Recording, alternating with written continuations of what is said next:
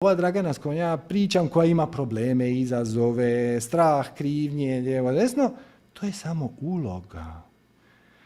Tvoja prava priroda je onaj promatrač kome je svejedno šta se događa, šta luđe to bolje, on je došao biti dio drame.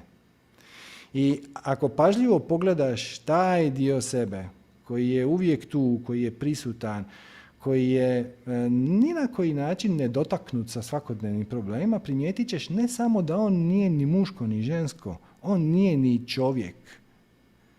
On je svijest koja može preuzeti bilo koji oblik. Možda ćeš u sljedećem životu biti crna, a možda ćeš u sljedećem životu biti odnosno paralelno, svejedno, da ne idemo sad, na drugom planetu. To je posve svejedno.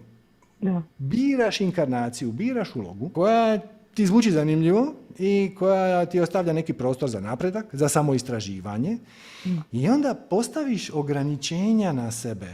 Jer taj tvoj spirit, to pravo ja, živi van prostora i vremena. Ali ta perspektiva života van prostora i vremena je dosta nepraktična kad si u ovom ovdje svijetu. I onda prihvatiš ta ograničenja, uđeš u tu igru da bi spoznao više o samom sebi, da bi doprinjeo, da bi pomogao drugima, da bi igrao igru života. Doslovno Simsi, ako si to igra na kompjuteru. Znači, doslovno igraš Simse. Ali ti si onaj koji igra Simse, nisi ti onaj lik u igri. Znači, i kad to shvatiš, kad počneš živjeti iz perspektive promatrača, onda shvatiš da za početak da si ti nedjeljivi dio kreacije.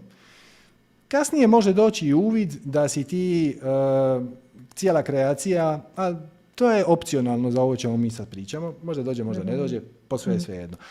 Ono što je bitno je, znači, ti si integralan dio kreacije.